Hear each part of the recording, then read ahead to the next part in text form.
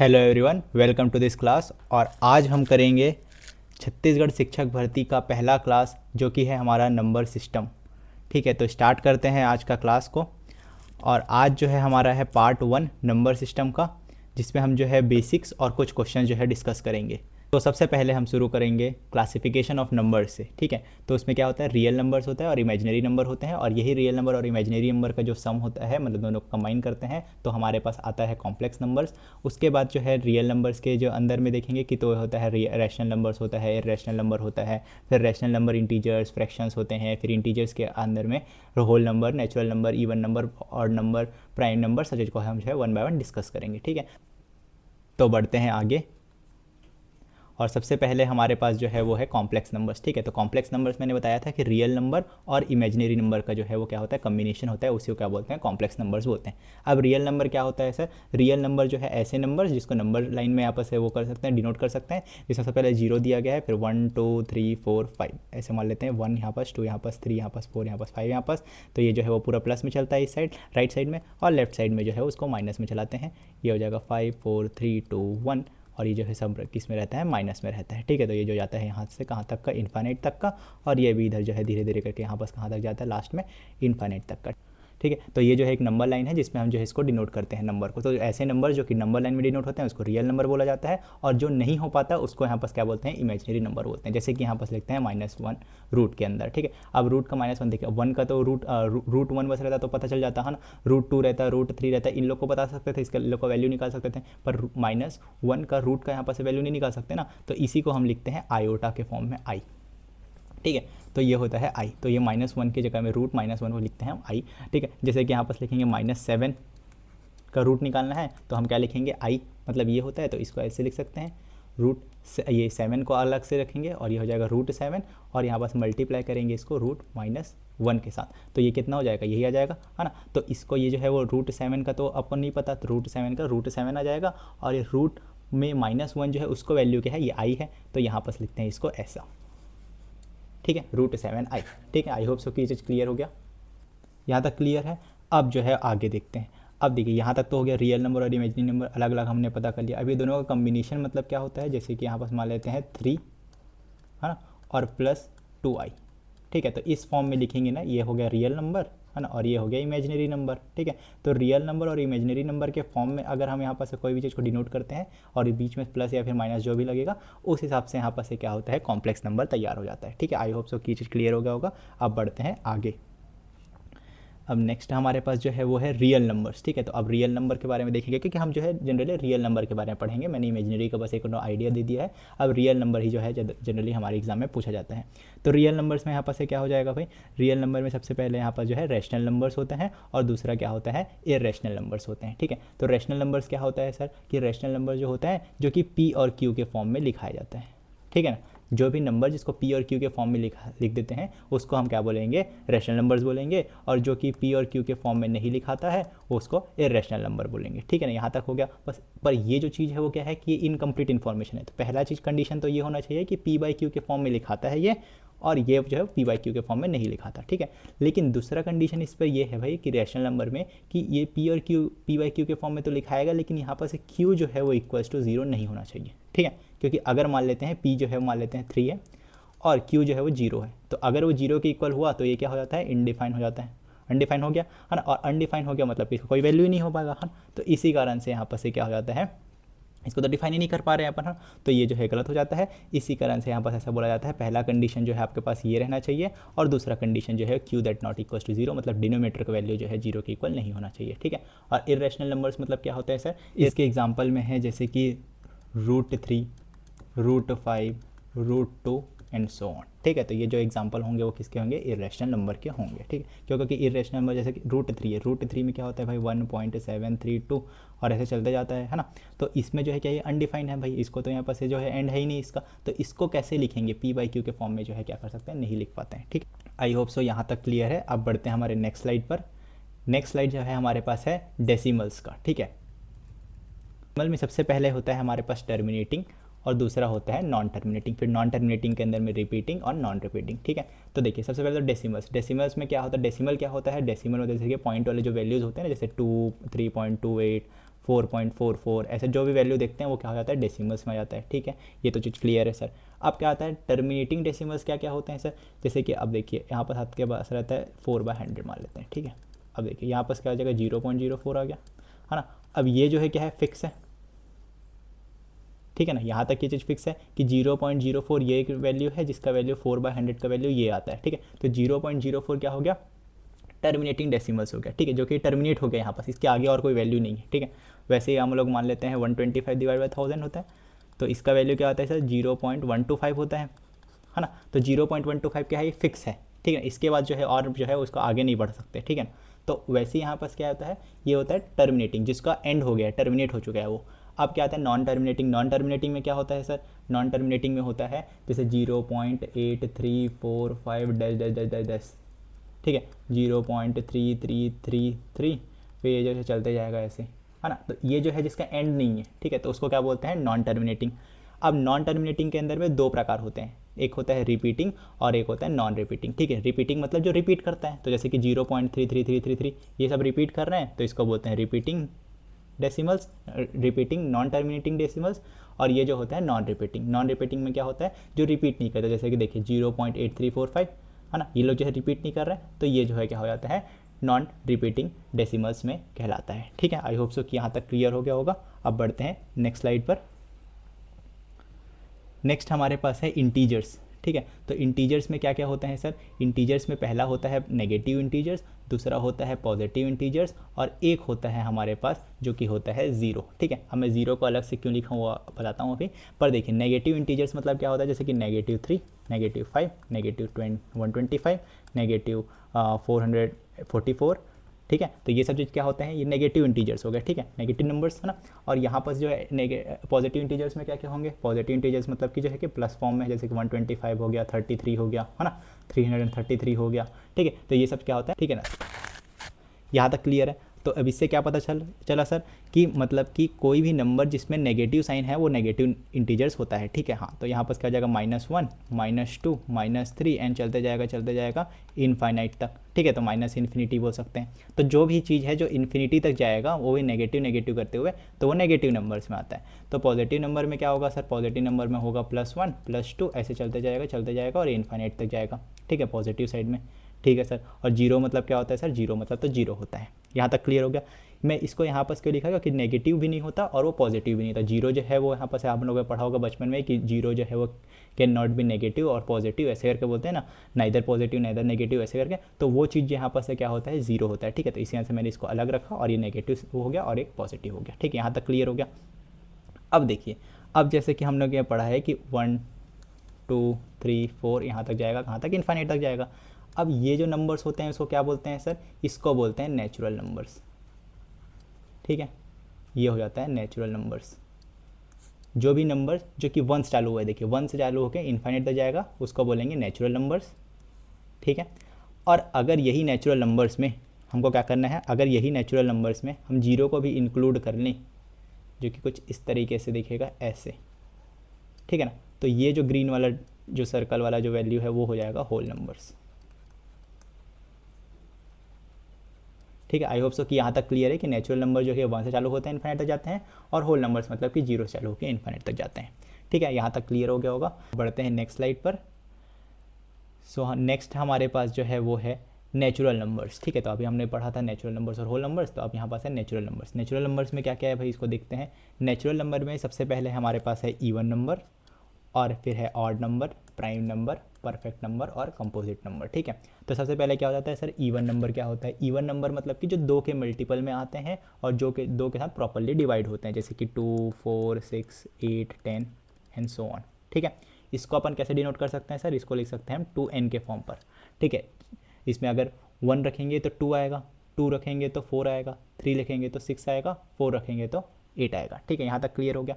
अब यहाँ पास जो है ऑड नंबर क्या होता है सर, जो 2 के टेबल में नहीं आते, 2 के मल्टीपल नहीं है।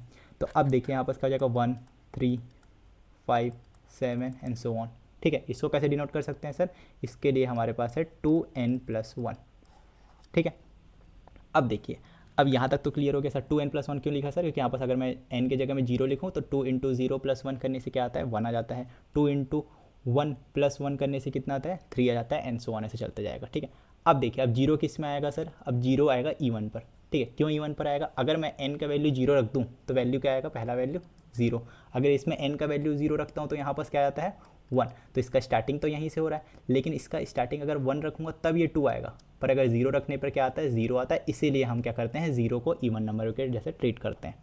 आई होप सो कि ये चीज़ क्लियर होगा कि जीरो किस में आएगा, जीरो आएगा E1 नंबर पर।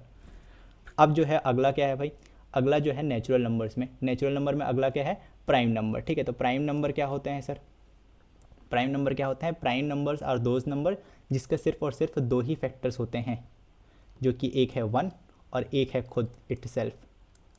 ठीक है, जैसे कि मान लेते हैं 13, 13 किसके टेबल में आता है, एक के टेबल में आता है, और 13 किसके टेबल में आएगा, 2 के में नहीं आता, 3 के में नहीं आता, 4 5 6 7 8 9 10 11 12 किसी के में नहीं आता, बस और किसके में आता है 13 खुद के में भी आता है। तो इसीलिए यहाँ पर से क्या हो जाता है, prime numbers are those number जिसके सिर्फ और सिर्फ दो फैक्टर्स होते हैं। ठीक है, यहाँ तक क्लियर हो गया। अगला जो है ये क्या होता है भाई, अगला जो है एक परफेक्ट नंबर है और एक जो है कंपोजिट नंबर है। पहले कंपोजिट नंबर को देख लेते हैं। ठीक है, कंपोजिट नंबर में क्या होता है, जैसे प्राइम नंबर में दो फैक्टर्स होते हैं मात्र, एक और खुद, तो हर एक नंबर का एक और खुद तो होगा ही भाई। ठीक है ना, कोई भी नंबर है जैसे कि 10 है तो 10 में 1 और 10 तो आएगा ही उसका फैक्टर्स में। ठीक है, उसके अलावा भी 2 रहते हैं, 5 रहते हैं, तो वो जो 10 है वो किस में आ जाता है, कंपोजिट में आ जाता है। ठीक है, कैसे 1 2 5 और 10 होते हैं। ठीक है, तो इसमें क्या होता है 4 फैक्टर्स होते हैं। ठीक है, इसके 10 के 4 फैक्टर्स हो गए, 1 और 10 तो खुद देखिए 1 तो सबका ही होगा और 10 मतलब खुद नंबर भी जो है खुद का ही होगा, है ना। 2 और 5 एक्स्ट्रा आया इसमें, तो मतलब टोटल कितने हो गए इसके पास, टोटल जो है 4 फैक्टर्स हो गए। ठीक है, तो कंपोजिट नंबर क्या होता है भाई, composite number are those number जिसके एटलीस्ट 3 फैक्टर्स जो है होने चाहिए मिनिमम। ठीक है ना, मिनिमम 3 फैक्टर्स जो है वो क्या होने चाहिए इसमें। ठीक है, यहाँ तक क्लियर हो गया। इसमें 2 होना चाहिए, कौन कौन सा, 1 और खुद, और इसमें जो है वो क्या होना चाहिए, कम से कम 3 होना चाहिए। ठीक है ना, अब ये चीज़ क्लियर हो गया सर। अब आता है परफेक्ट नंबर। परफेक्ट नंबर का जो कहानी है अच्छा है कि एक है परफेक्ट है। ठीक है, एक परफेक्ट है मतलब कोई भी ऐसा नंबर जिसके जितने भी फैक्टर्स हों, कोई मतलब नहीं है 10 हो 15 हो जितने भी फैक्टर्स हों, लेकिन अगर वो सभी फैक्टर्स को हम क्या करेंगे, ऐड करेंगे तो वो खुद नंबर आ जाना चाहिए। ठीक है ना, एक्सेप्ट दैट नंबर। ठीक है, मतलब कि क्या हो जाएगा भाई, जैसे कि मान लेता हूँ मैं 6। ठीक है, अगर मैं 6 में क्या फैक्टर निकालूं तो क्या क्या निकलता है, 1 निकलता है, 2 निकलता है, मतलब किसके टेबल में आता है, 1 के टेबल में आता है, 2 के टेबल में आता है, 3 के टेबल में आता है और 6 खुद के 6 के टेबल में भी आता है। ठीक है ना, अब देखिए मैं क्या बोला कि 6 मतलब कि परफेक्ट नंबर क्या होते हैं, perfect number are those number जो कि क्या होते हैं भाई, फैक्टर्स का सम करने पर वो नंबर खुद आना चाहिए। ठीक है, तो जैसे 1 + 2 + 3 है ना, और अदर देन सेल्फ। ठीक है, तो खुद का जो रहेगा उसके अलावा जितने भी फैक्टर्स हैं उसका अगर हम सम कर देंगे तो क्या आएगा, वो नंबर आएगा। देखिए 1 + 2 + 3 = क्या होता है, 6 होता है, तो 6 आ चुका है, तो इसी कारण से क्या होता है, ऐसे नंबर्स क्या होते हैं, परफेक्ट नंबर्स होते हैं। ठीक है, अगला जो है कौन सा परफेक्ट नंबर है भाई, अगला परफेक्ट नंबर है वो है 28। एक बार इसका करके देखते हैं सर, 1 2 4 7 14 और 28 यही होगा, इसी सब के टेबल में आता है और किसी के में नहीं आता। 1 + 2 इसको तो ऐड नहीं करना है ना, बाकी 1 + 2 कितना होगा, 3 होगा, 3 + 4 कितना होता है, 7 7 7 14 और 14 14 कितना हो गया, 28 हो गया। ठीक है, अब बताइए कि यहाँ तक हो गया कि 28 पता चल गया, 6 पता चल गया, तो परफेक्ट नंबर भी क्या हो गया होगा, क्लियर हो गया होगा। ठीक है, अब जो है आगे बढ़ते हैं नेक्स्ट स्लाइड पर। नेक्स्ट हमारे पास जो है वो है फैक्टर्स वर्सेस मल्टीपल्स। ठीक है, इसमें बहुत सारा कन्फ्यूजन होता है कि फैक्टर क्या होता है, मल्टीपल क्या होता है। जैसे कि मैं पिछले साइड में फैक्टर्स बोल रहा था बार बार, है ना, मल्टीपल्स बोल रहा था कि 2 का टेबल में आता है, 2 का मल्टीपल्स होता है, तो उसको देखिए एक बार। ठीक है, जैसे मान लेते हैं 10। ठीक है, और यहाँ पर भी लिख देता हूँ 10। अब बताइए कि 10 का मल्टीपल्स क्या क्या होंगे और 10 के क्या होंगे, फैक्टर्स क्या क्या होंगे।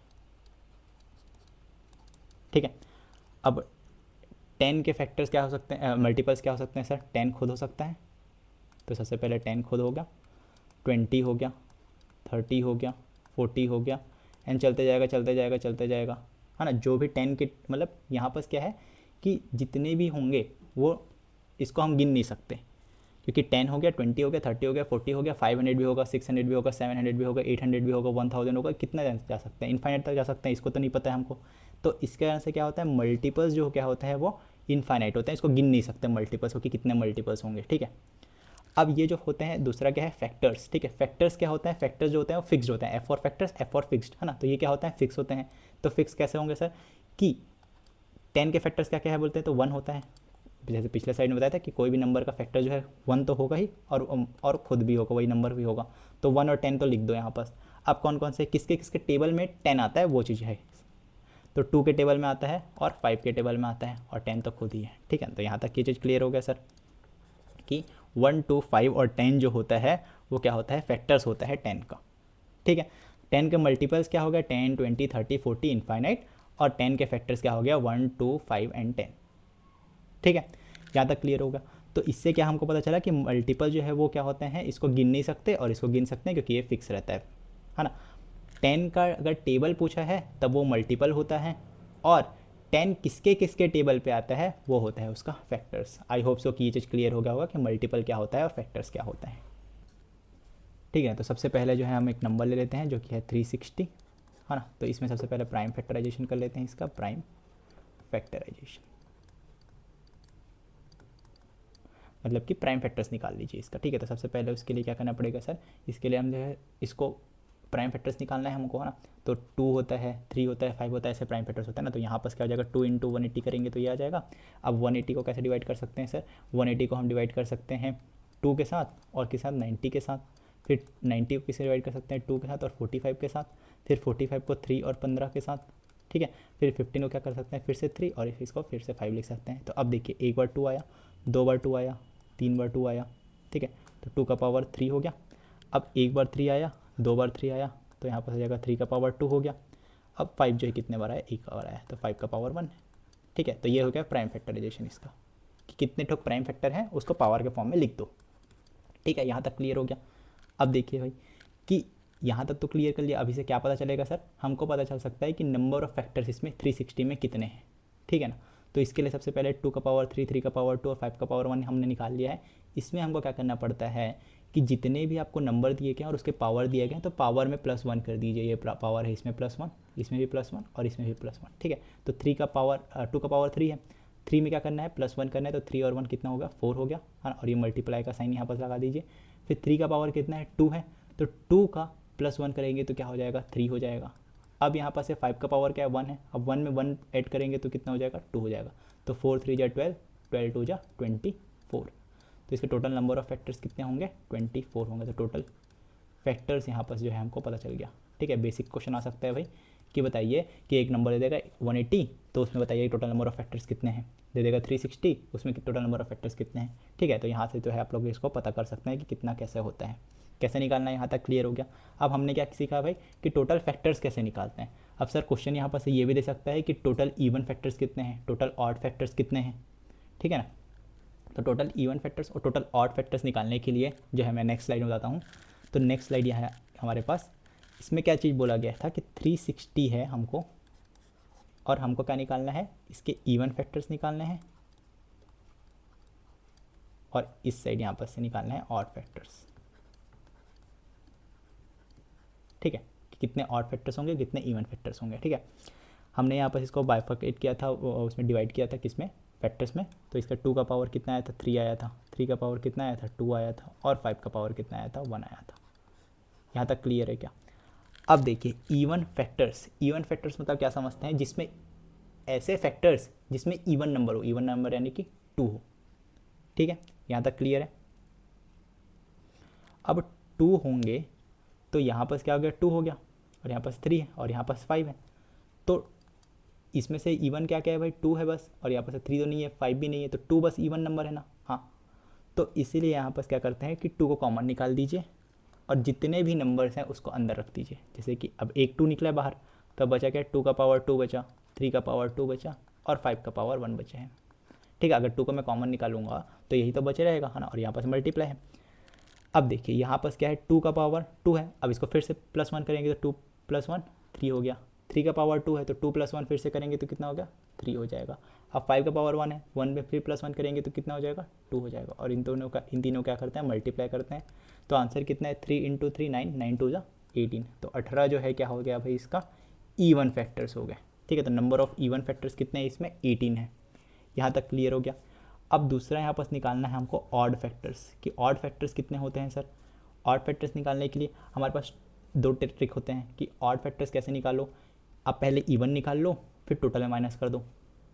जैसे टोटल जो कितना था, टोटल फैक्टर्स यहाँ पर से 24 बने थे, है ना। यहाँ पर से 3 में +1, 2 में +1, 1 में +1 ऐसे करते हैं। पिछले साइड में हमने किया था 24 आया था।